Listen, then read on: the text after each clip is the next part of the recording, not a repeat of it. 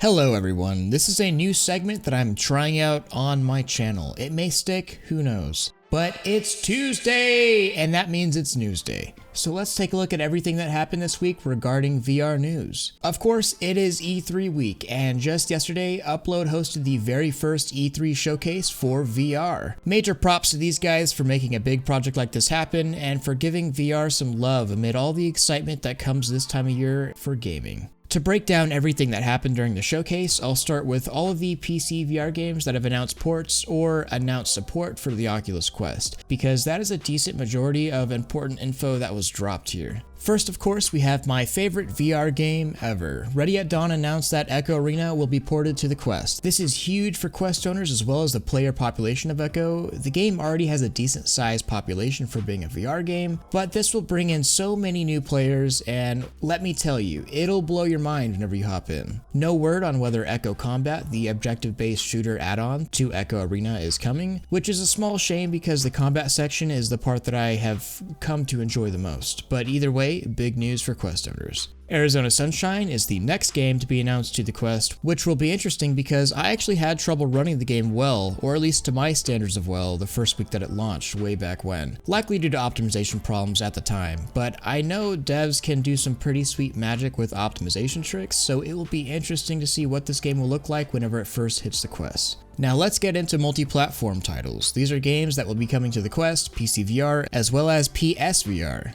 The stealth game Aspire 1, which looks like a really sweet take on the genre within VR, has been announced and will be coming to the Quest. We can expect an August release date for this game. Some new gameplay from a title that I have personally been really excited about, Battle Wake. I have a video on that whenever it was first announced, so check that one out. E3 memes. So this game doesn't look bad, but the trailer just has me laughing. Off a raid by orcs from the Black Fist. Shortly after, I joined the Vulpine Order to help maintain peace in the city.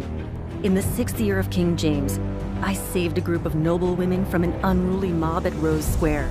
And in the following year, I defeated a company of bandits gathering near our border. I accompanied my lord as his steadfast guard through the Shadow Hills, the Azure Marshlands, and the Ashen Plains.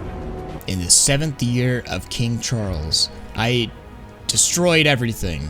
I actually was the best. I did everything that I needed to do. In fact, there is no one better than me. Yes, I am a strong swordsman. I'm a strong woman. I have saved humanity 17 times, and I will continue to save humanity.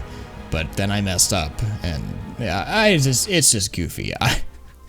I mean, I could see where the execution, I could see where they were coming from. It's just a little funny. It's overall really goofy how they executed this. The world has a lot of magnifying glasses, and I guess you just can't pick up a piece of paper in the world. Back to the news. Of course, Pistol Whip, and man, this game looks like a hoot.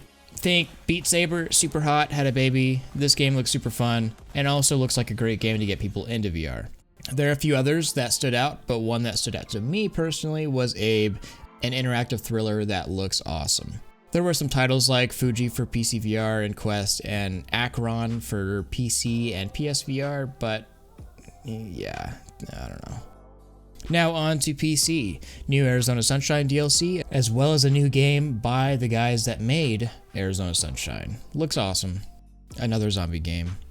A 4-second gameplay trailer for Boneworks. And if you really want to see real gameplay, just watch a Node video. There's no release date given. I mean, we've already seen all this gameplay, but I guess any news from Boneworks and I'm on it, I guess. Hot Dogs, Horseshoes, and Hand Grenades is getting a Team Fortress 2 theme to it, officially okayed by Valve. If this game has multiplayer to it, you guarantee that I'll be playing this. E3 meme. This game, Soulkeeper VR, actually looks really cool, but why in the world would you show your game off running at like 12 FPS? Maybe you added slow motion to a 30 FPS capture, or you took a 60 FPS capture and made it too slow-mo. Either way, could have done it better to show off your beautiful game. You guys did an awesome job creating this world. Show it off better, come on. Budget Cuts 2 has been announced. Oh, and I almost forgot this game, Lo-Fi. A beautiful looking world, and I want to see more of it. Audica is getting a huge update with new songs, a new map, and better visuals. Okay, enough with E3. Amazing job upload, we all owe you, and please keep it up. Imagine if we had a big VR news info drops like we have Nintendo Directs. That'd be cool. On to other news. Rough drop date for HTC Cosmos. It's 2019. Okay, so that doesn't really mean much, but we're looking at Q3 2019. And I'm actually super pumped. If this device does everything well and comes in at a decent price, and I'm talking like $400 to $500 for the whole package, I think it could really shake up the hardware market the way I wish the Index could have done if they had more units available or was just slightly cheaper. I like the Rift S, but at the same time, I don't like it. But you don't really have many other options for VR headsets that work as well as the Rift S. So I'm honestly keeping my hopes up for the Cosmos. In other news, monthly VR users on Steam have passed the 1 million milestone. Woo! Okay, happy day. That's actually huge, and I think that we're going to start seeing some exponential growth, and I mean that in the actual way. Like, we're going to see this graph go way up in a vertical fashion, but only time will tell, and we'll have to see. Finally, and I nearly forgot because it's just kind of weird, Survios announced their Walking Dead VR game, and it's going to release fall 2019? Are you sure? Because that's only a few months away, and you're showing us some very basic pre-alpha footage. I don't know about that one. You'd think during a world reveal for a game that is releasing in 3 to 4 months, we'd see game footage a little bit further along than pre-alpha. But who knows, with NDA stuff and of course developer crunch, I mean anything's possible. I just thought it was interesting. Well, that about wraps up for the first installment of Tuesday Newsday. I'm trying out different stuff on this channel all the time, so this might just stick or it might not. It's honestly up to you guys. So like this if you want it, subscribe if you need it, and hit that bell if you can't live without it. Thanks everyone, Thrill out.